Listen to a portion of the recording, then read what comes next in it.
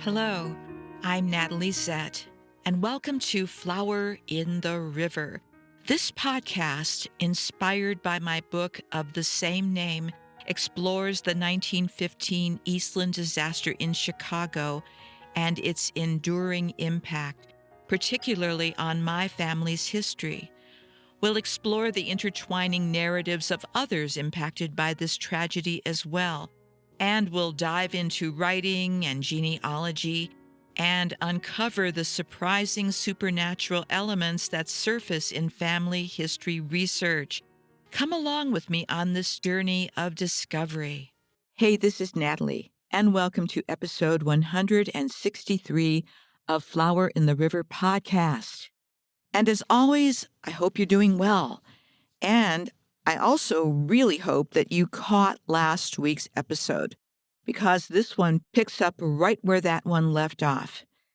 If you haven't, hit pause, go listen, and come back. It's a pretty short episode. I promise to wait for you. No, really, it will make a lot more sense.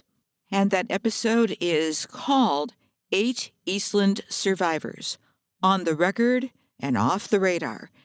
It's episode 162, and I published it on April 15th, Tax Day in the United States, 2026. In this episode, we are going to look at the lives of each of those Eastland survivors who were interviewed back in 1935.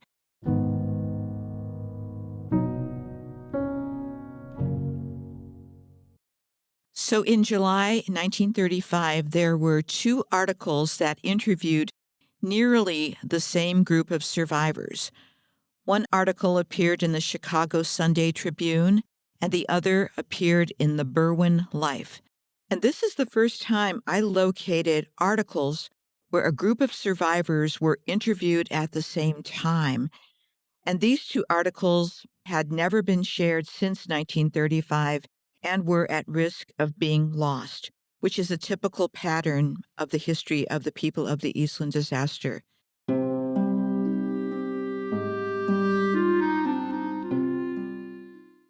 I will share 4 biographies this week and 4 bios in the coming weeks. There's so much information, and I don't want to shortchange any of these fascinating people.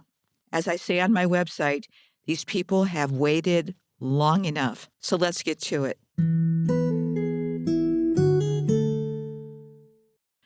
Our first survivor is Rose Smoller. Rose Smoller was a Western Electric employee and vice president of the Hawthorne chapter Telephone Pioneers of America. Her quote is from the Chicago Sunday Tribune. The date is July 21st, 1935. It seemed only a moment later that we heard the most piercing screams I have ever heard in my life. I couldn't believe my eyes.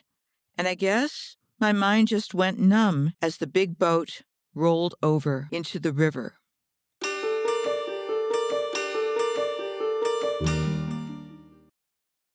And now here is Rose Smoller's obituary from the Berwyn Life, Wednesday, July 7th.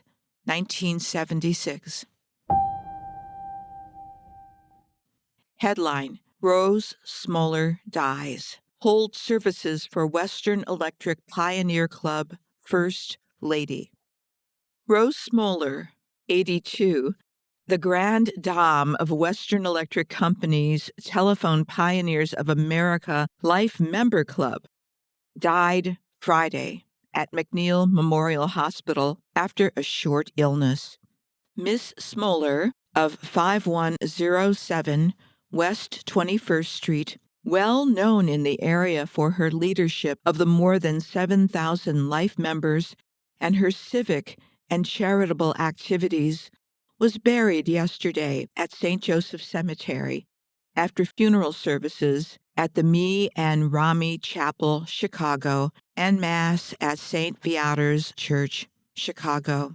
Survivors are her 3 sisters, Hilda Schoch, Hattie Nene, and Teresa Neumeier. Miss Smoller retired from Western Electric on June 1st, 1959, putting in 49 years of service there having begun her Hawthorne career in 1910.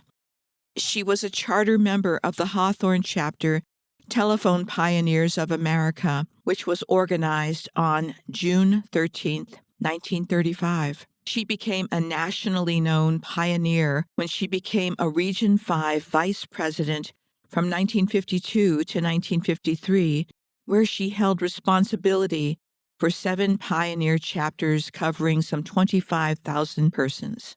When she retired from Western Electric, she was a supervisor. She was nominated and received a certificate of recognition from Mayor Daley's Chicago Senior Citizens Hall of Fame on April 10, 1975. She was director of community services and hobbies for Life Member Club, which is composed of Western Electric retirees having 20 years or more service prior to retirement.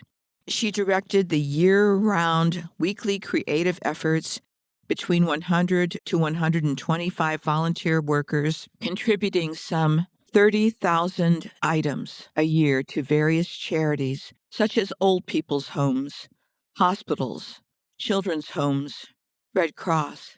She devoted about 32 hours a week to this activity.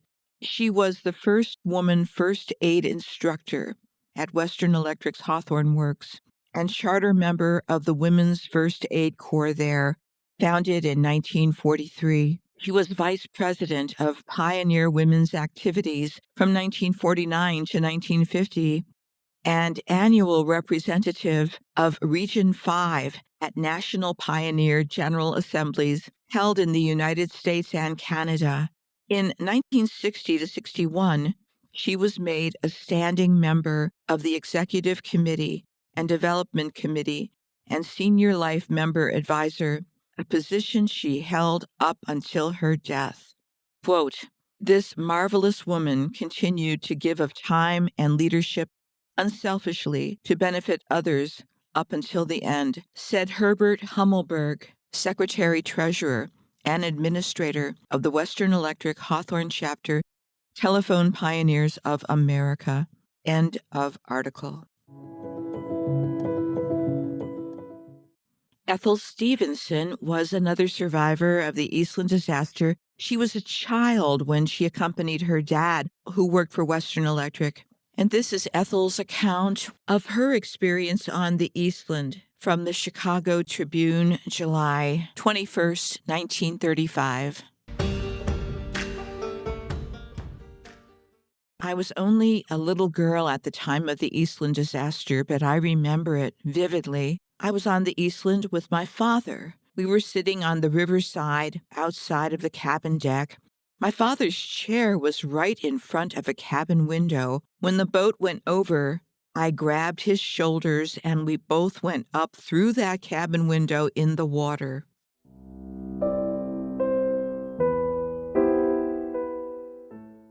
We came to the surface inside of a big cabin, and my father realized the object clinging to his back was me. He made his way to a rail or something that he could hang on to, and after a while, we were pulled out.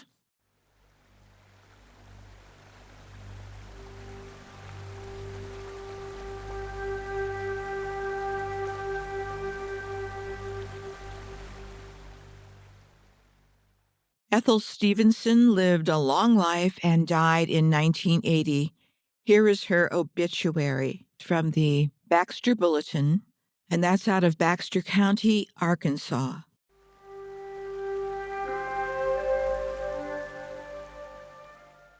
Thursday, September 18th, 1980. Ethel Stephenson, 2-year resident, 80, died Saturday at Baxter General Hospital. She was a resident of Mountain Home since 1978 and was a former resident of Clarence, New York. She was born October 19th, 1899, in Chicago, Illinois, and was the daughter of William F. and Mary Ella Walker Stevenson. Mrs. Stevenson was a retired business methods investigator for Western Electric. She was a member of the First United Methodist Church in Mountain Home, and she was also a life member of Twin Lakes Telephone Pioneers, Ben-Hur Chapter Order of Eastern Star in Chicago, Acacia Girls of Chicago, Clarence, New York, Garden Club, Ikebana International in Buffalo, New York, and Lena Smith Circle of First United Methodist Church. Mrs. Stephenson was preceded in death by her parents and one brother. Graveside services and burial were held Tuesday at Mount Emblem Cemetery, Elmhurst, Illinois, with Reverend James Starr officiating. Memorial service will be held Sunday, September 22nd at First United Methodist Church at 3 p.m. with Dewey Dark officiating. Local arrangements were made by Kirby Blevins, Lefever's funeral directors.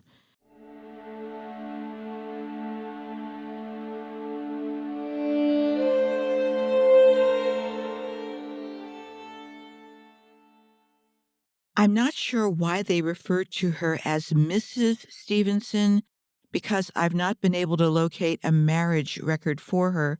Furthermore, her birth name was Stephenson, so unless she also married someone with that last name, I think this was just a courtesy thing that they did during the time. What's remarkable about Ethel Stephenson was her job. I'm not sure how many women were business methods investigators at Western Electric in the mid-20th century, but she was one of them. It was essentially an internal process analyst, and this seems to be a role that grew directly out of the scientific management movement and, not coincidentally, out of Western Electric's own celebrated Hawthorne studies of the 1920s and 1930s. The title belonged to a family of positions variously called methods analyst, systems and procedures analyst, methods engineer, or office methods investigators. And this work sat at the intersection of industrial engineering, accounting, and what we might now call operations research. Practically speaking, a methods investigator would be assigned to study how a particular piece of work got done. For example, how purchase orders flowed through a plant office, how payroll was calculated, how a stockroom was replenished, or how a switchboard assembly line was staffed, and then recommend changes to make it cheaper, faster, or less error-prone. The toolkit included time and motion observation, flow charting, and Western Electric was actually a pioneer in standardized process charting, forms design, clerical cost analysis, and documentation of standard operating procedures. After World War II, as Western Electric swelled into one of the largest industrial employers in America and began absorbing early tabulating machines and then computers, methods people were also the ones who evaluated whether a process should be mechanized, punch card automated, or eventually moved onto a mainframe computer. They were effectively the bridge between the office floor and the systems department. At Western Electric specifically, the role carried unusual prestige because the company treated methods work as a discipline.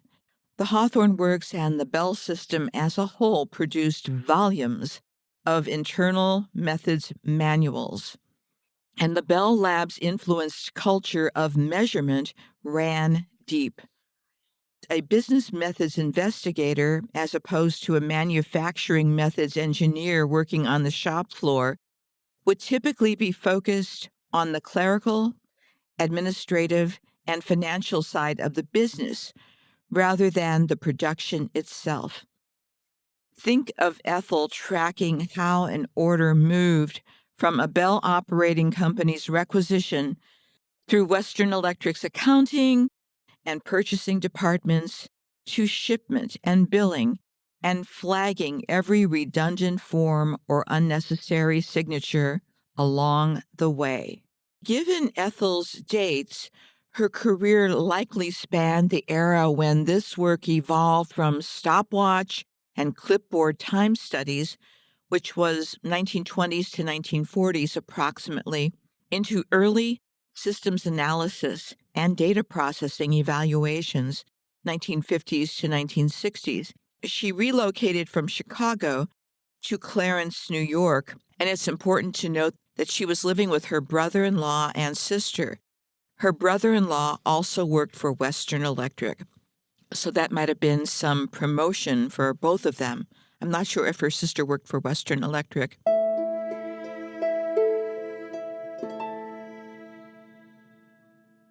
But here's the backstory on Clarence, New York. Western Electric operated a very large plant at Tonawanda and North Tonawanda, just outside of Buffalo, and later the Kenmore and Cheektowaga facilities. A Chicago-born employee relocating to that area would have fit the company's internal transfer patterns. Her membership in the Telephone Pioneers, a fraternal organization requiring long service, typically 18 to 21 years in the Bell systems, confirmed that she was a career employee.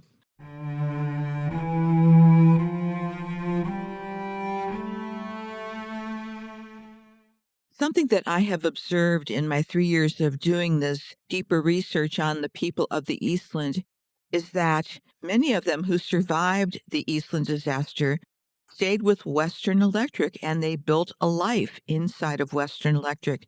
That was not that unusual.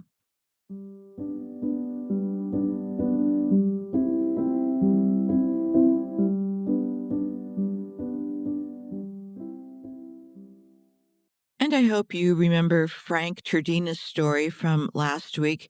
At the time of the Eastland disaster, he was a foreman of the woodworking department and a supervisor at Western Electric.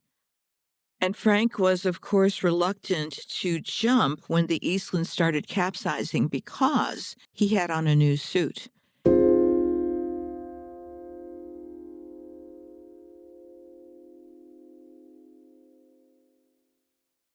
When the ship began to capsize, this is what Frank Turdina had to say.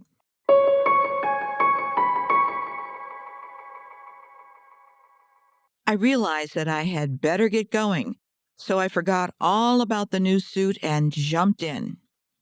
The boat came down after me, and while underwater, I was tangled up with some of the ropes around the mast. I struggled around for a moment and finally came clear. I caught on to some debris and was picked up by the tug steward. One of the most vivid impressions I have of the whole affair was when I was underwater. I recall saying to myself, "Frank, you're in a hell of a mess. How are you going to get out?"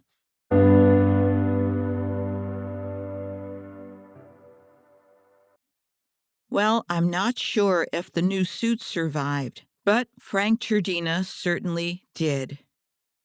Here's an article about Frank from a few years before, but it gives you an idea as to who he was and the type of leadership that he provided. This is from the Rockford Republic, Rockford, Illinois, Wednesday, March 27th, 1929.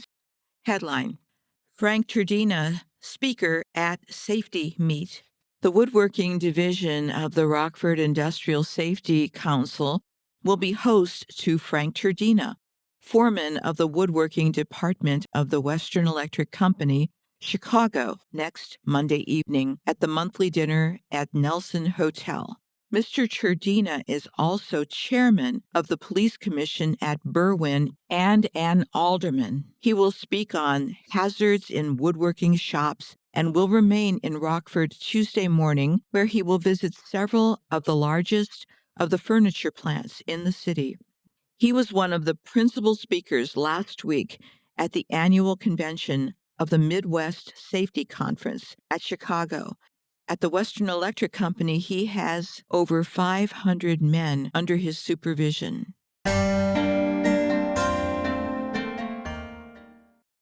Frank Turdina died September 15th, 1970. Here's his obituary from the Chicago Tribune, Thursday, September 17th, 1970. Frank Turdina. Private services were held yesterday for Frank Turdina, 86 of OS 761, Old York Road, Elmhurst. A former municipal and park official in Berwyn, Mr. Turdina died Tuesday at Presbyterian St. Luke's Hospital. He was a supervisor for Western Electric Company before his retirement in 1941. During the 1920s and 1930s, Mr. Turdina served as a member of the Berwyn Police Commission, as president of the Berwyn Playground and Recreation Board, and as alderman from Berwyn's 2nd Ward. After his retirement, he moved to Elmhurst, where he operated the Open Door Mobile Home Park and was one of the founders of the Yorkfield Civic Association. Surviving are his widow, Mary, 5 daughters, Mrs. Mary Ross, Annette, Mrs. Lillian Parrish, Mrs. Dorothy Haley, and Mrs. Alice Schlender, 5 grandchildren, and 9 great-grandchildren.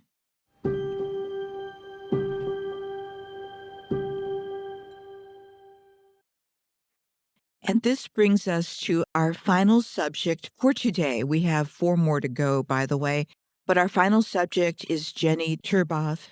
And here is Jenny's quote. This is from the Chicago Sunday Tribune.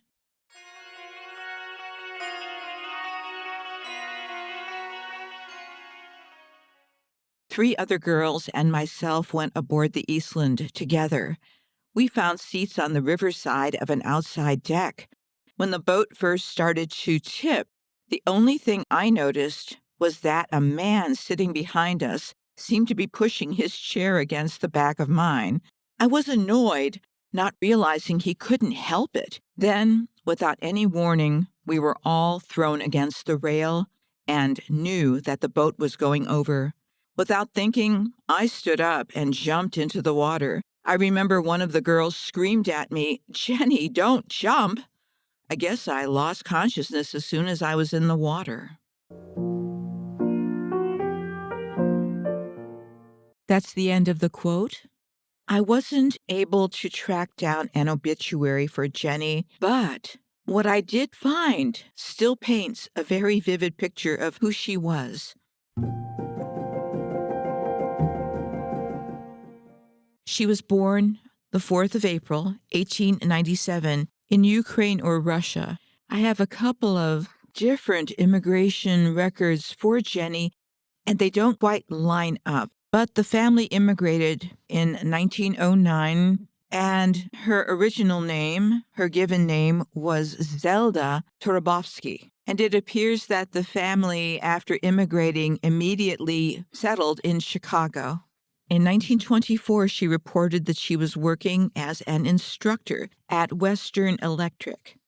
At that time, Jenny was 27 years old and was single. Later, sometime after 1935, Jenny relocated to California.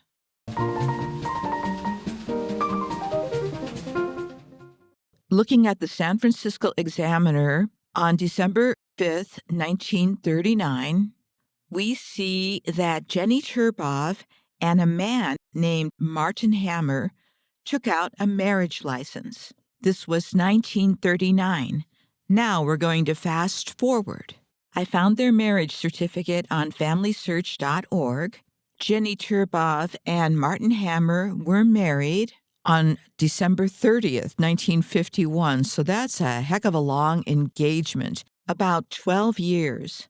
They were both 54 years old at that time. They did not have any children together. That's one of those where I really want to know what happened there. And I'm sure there were many reasons for this very long engagement. While I was unable to locate a death notice or an obituary for Jenny Turboth, She does appear on Find a Grave. What's interesting is that her date of birth is listed there as April 4th, 1893, but in at least a couple of her naturalization records, she gives her birth year as 1897. So there is a discrepancy there. And it's not clear whether Jenny adjusted her age or if that change happened later. What we do know is that she died on April 8th, 1975, and is listed as being 82 years old. She's buried at Hollywood Forever Cemetery alongside her husband, Martin, who lived much longer and passed away in 1992. And this is where a site like Find a Grave becomes useful, not as an endpoint, but as a starting point. In Jenny's case, it lists her parents and siblings. And as you know, when the trail runs thin on one person, you move forward to siblings, to parents, to extended family, because that's often where the record picks up again and leads you back.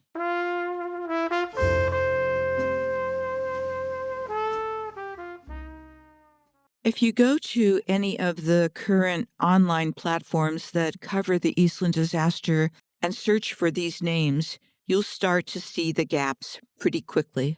Frank Turdina's name doesn't appear anywhere. Jenny Turbov has something of a biography, but there's no source citations, no way to trace it, no way to verify it. Ethel Stephenson and Rose Smoller are listed by name, but no biographical details. And when you move to the obituaries, it's the same story. Although the obituaries are interesting, there's no mention of the Eastland disaster in the obituaries for Rose Smoller, Ethel Stephenson, or Frank Turdina. I haven't been able to locate Jenny Turbov's obituary, but given the pattern I've seen, if an obituary does exist for Jenny, it probably doesn't mention the Eastland disaster.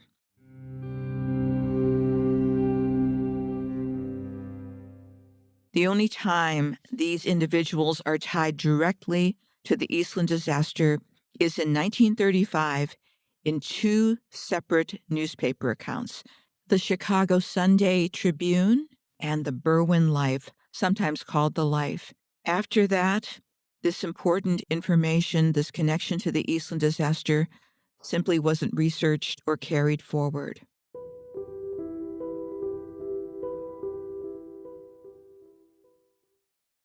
The story of the Eastland disaster is not as small as it's been presented in the last few years. It's been compressed, but compression is not the same thing as loss. The records, all kinds of records, are there. They're accessible, they're abundant, they're waiting. And what I've been doing here is simply returning to the records. And yes, it's messy sometimes, as you hear. There are inconsistencies, contradictions, gaps, always more research to be done. That's what history actually looks like when you follow real people through real lives. Those who love genealogy or history or similar types of disciplines, we know we're not just engaging with facts, with numbers. We're engaging with people who are no longer here, but still have a lot to teach us. And we want to establish a respectful relationship with each one of those people. Each one of them deserves to be remembered as completely as possible. And I've been laying the groundwork for that for the last 3 years, and will continue with the next set of stories in the coming weeks. But before we return to those stories, I want to take a detour because in the course of researching this episode, I went down another rabbit hole. I did. But I came across another story that I think is too extraordinary to hold back, and that is where we will be going next week. So, thank you for joining me on this journey. I hope you enjoyed getting to know these people better. And in the meantime, take care of yourselves, take care of each other, and stay safe. I will talk to you next week. Goodbye for now.